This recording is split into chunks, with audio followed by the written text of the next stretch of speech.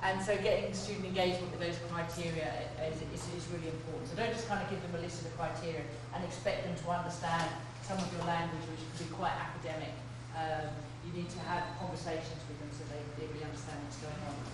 Okay, right, we're going to have a bit of fun. Yeah, you're going to build a tower. It doesn't have to look like the Galata Tower, because you're only going to have these two resources to build it. Okay. Now, normally I have this on flat tables, so you've got the added challenge that your tables are on a slope, so feel free to build them on the floor if you want. Help yourself. The criteria: tallest and most stable tower you can using those things, okay, in your groups, using the minimum amount of resources, okay? So once you've grabbed some stuff, you've got into your group, decide where you're going to work. Whenever I do this in hot countries like this, it always goes horribly wrong. But the sun's gone in, so you might be okay. And it's obviously, as you heard, it's a massive class there, so 300 students all involved, and getting involved in that project. And it's a wonderful induction to university. But university is not all about lectures; it's about something creative. Back to this then. Anybody any thoughts about that exercise and how you can shift your assessment so it's not like the assessment that I gave you there, which is all about product? So any thoughts from what you were talking about before lunch about your assessment? Is there anything that you need to change to make sure that you're capturing some of the learning process? If it's a group project, we could probably give some marks for collaboration and work. Yeah. And then you get the whole issue of how you divide the mark. But that's something that you need to think about. Okay, right, well, we've had the fun for today. Back to work. We're going to just do a little bit about feedback, which is the other half of the assessment feedback kind of problem. And then I'm going to give you all the tasks that you've got to do for tomorrow. So this is the big conundrum with feedback. It takes up an inordinate, or it seems to take up an inordinate amount of time. But you want to make it effective as possible.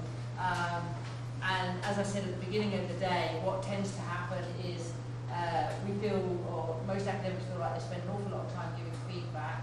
They don't see any impact on the student's behaviour or learning. And the students are equally saying, well, I didn't get any feedback, or I didn't get any useful feedback, or the feedback was rubbish. So there is a big problem to identify here. So we've got a little bit of theory about,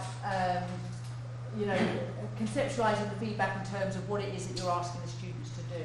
So how well the tasks that they did were performed and understood. Thinking about the process, to complete the task.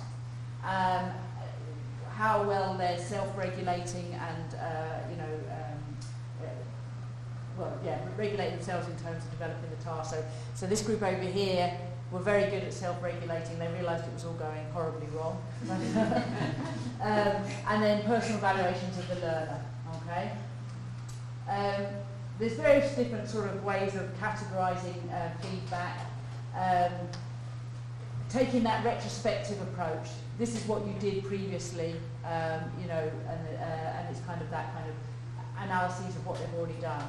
But there also has to be sort of future focusing. And I think too much feedback that we give students is all very about, well, your introduction is wrong, and your conclusions are wrong, and your results are wrong, and this is wrong, and rather than, here's what you could do to improve it, okay? And we kind of forget that when we're using sort of academic language and kind of academic marking, we use a lot of shortcuts in our language, particularly when we're writing feedback on papers, and it just tends to be very, very negative. And I actually feel that the reason why students don't always dissatisfied with feedback is because it overly concentrates on what they're doing wrong. So they might get loads and loads of feedback, but if it's all about things that they're doing wrong, psychologically and emotionally, they're kind of not very happy with that feedback. So they're not actually criticising the amount of feedback perhaps they're getting, but they're unhappy because the feedback was bad, or the impact on them was bad. Yeah, or the types of comments that are being made, and then in your mind you're associating that with a kind of a bad feeling because you haven't done something very well. So if the feedback you gave was always positive, and I'm not saying it should be, you would automatically start feeling a lot happier about it, okay, and you start being a bit more positive about it. So it's the idea of future altering comments. So how can you change students' behaviours, knowledge or understanding, help them understand what it is that they need to do to learn better.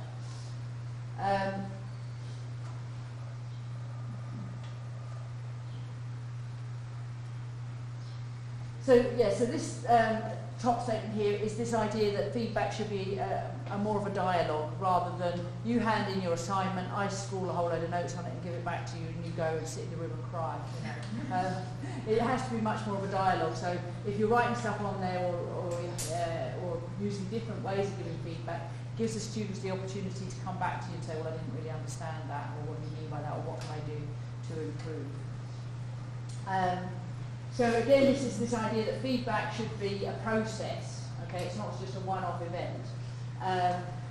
Dialogue between you and the students and their peers, and the student and themselves, so they encourage their own kind of self-regulation and feedback.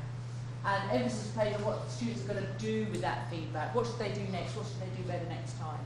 Rather than this kind of cut-off point. Then we've got this idea about the sustainability of feedback. You know, if you've got classes of 100 students, how can you provide feedback effectively and individualised and order and constructively to such a huge group of students? So we need to think about how we can do that. Because if the feedback takes up too much of your time, then it's going to fail in another aspect of what feedback should be, which is kind of timely. It should be closely received after the students have done the task. If they don't receive it for 3 or 4 weeks later, they've kind of lost interest. So if the feedback takes too long, then inevitably it's going to not be delivered in a timely way.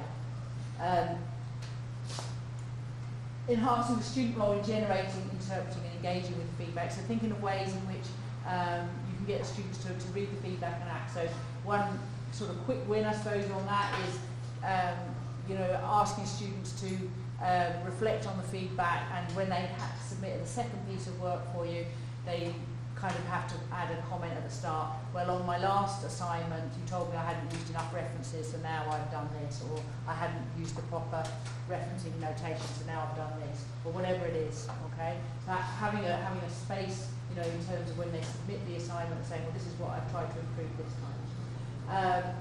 And then having learning and teaching environments that promote dialogue. So again, this comes back to the basic kind of idea is, if I only ever meet you as my students in a huge rake lecture theatre where you're sitting in rows, that doesn't really encourage you to come up to me and say, I didn't really understand what you meant on my essay.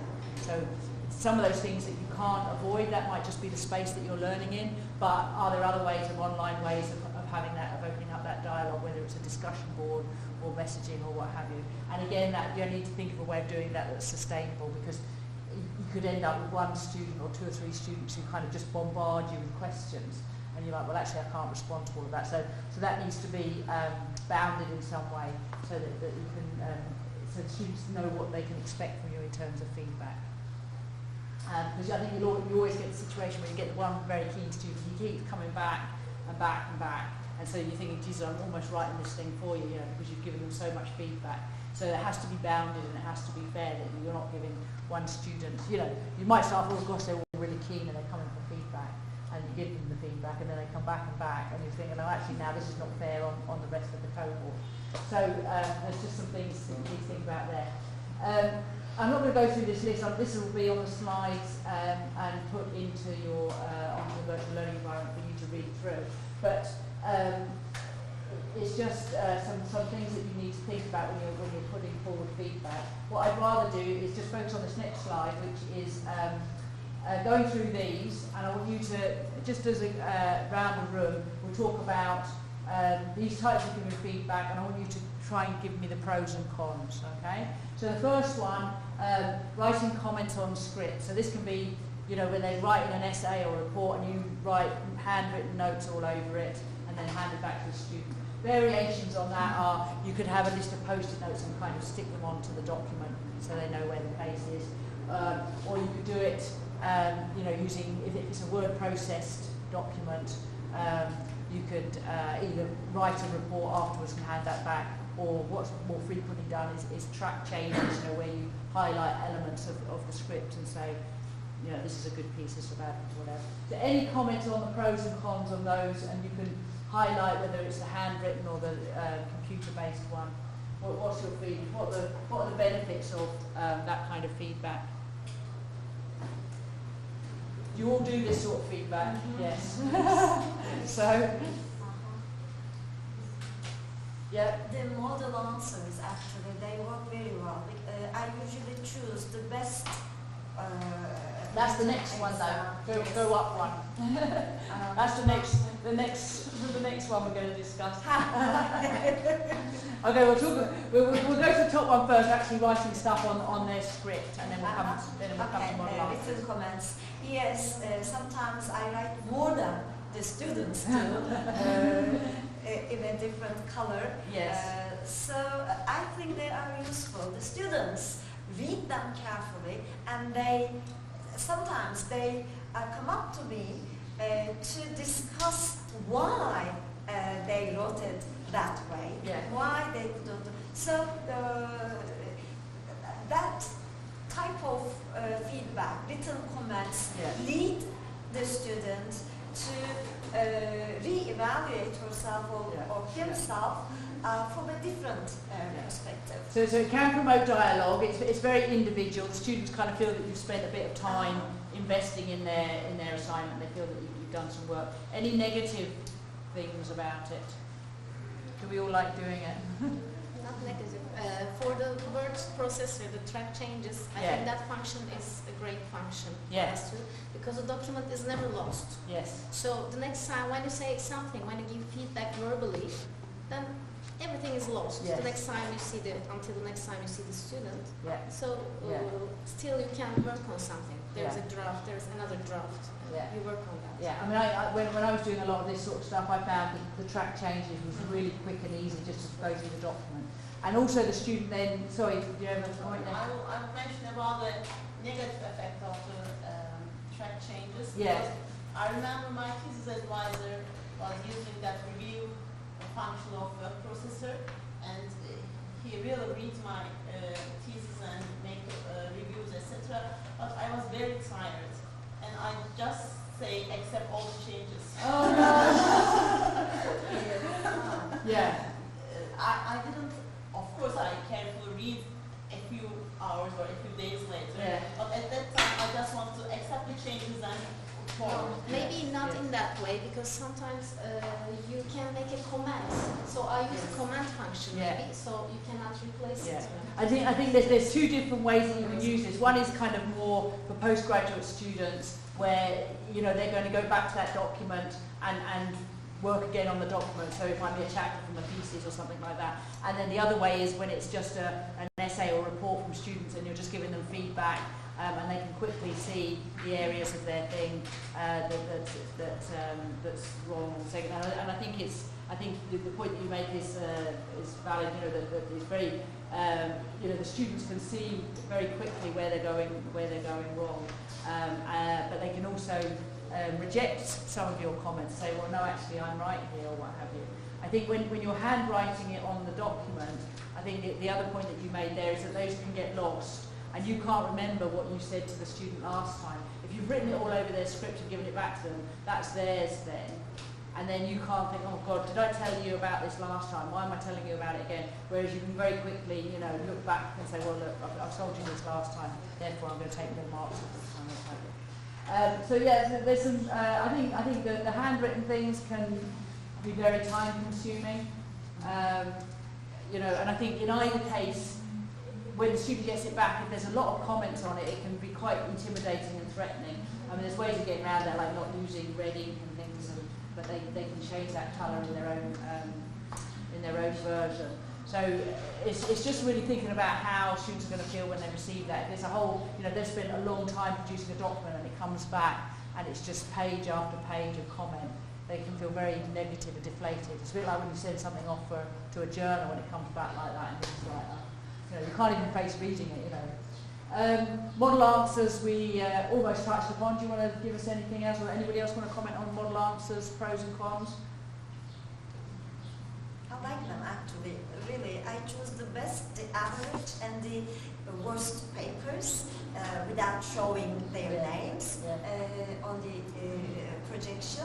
And they see my standardization there. Of course, there they see what I like and what I don't like. Because when I like an interpretation, for example, I just put a heart or just a smiling face there, or I write down very good interpretation, so they see it and they compare their own interpretation with someone else's. So I think it works well in class. Yeah, I think students like model answers, and I like that kind of emoji kind of thing as well. I think that's really quick and easy, and students relate to that, they kind of respond to that. The next one then, assignment return sheets or rubrics. So rubrics are the kind of formalised grids. Assignment return sheets are maybe just like a little bit more reduced version of that, where you've got the criteria and you just give them a Likert type scale of 1 to 5, A to D or what have you on the different criteria. But you don't actually, the rubric is two-dimensional and the assignment briefs tend to just be one-dimensional, so it's just the criteria rather than some qualitative comments on what they're about. I personally really like rubrics. I think they're a very quick and easy way, and they're quite informative. But they have to check each other's then. Yes. To be able to understand what you value the most. Yes, and I think that's it. I think it's about engaging with the dialogue about what goes into the rubric, making sure that students understand it and that you understand, so everyone's speaking the same language, and also just investing that time up front to make sure you know what you're looking for. Giving overall class written. Either handing out a written report or speaking to the class about what the general feedback is. Anybody want to comment on that? Yeah. If I have time, I do this after the midterm exams and I ask, let's say, 5 questions, and I evaluate how they answer, what I was expecting from them, and how they're written, and what else. I give the average of each question. And say, I see that you understand the question, okay, you can go forward, or I say, I understand that you didn't understand the question or the topic, so I will ask it again. However, I think the negative point is that they study on just the topics that I mentioned, you should study further, and didn't look at anything else. It's still promoting that strategic thing. I think that kind of, because we do see the same problems coming up again and again, and so for us it seems like a much more efficient way of saying, right, okay, these are all the problems in the thing. But for the individual students, it's like, well, does that apply to me or not? And one way of kind of, I suppose, alleviating that slightly is in the individual work you can actually put like a code, whatever, let's say WC, a word count error. And if your assignment's got word count error on it, when I'm talking generally and I say, oh well, everybody who's got this is why, then they go, oh yeah, that's me, or over wordy introduction or something. So yes, that's me. You put a code in for that, and you highlight that when you're giving the general briefing. Then students can realise where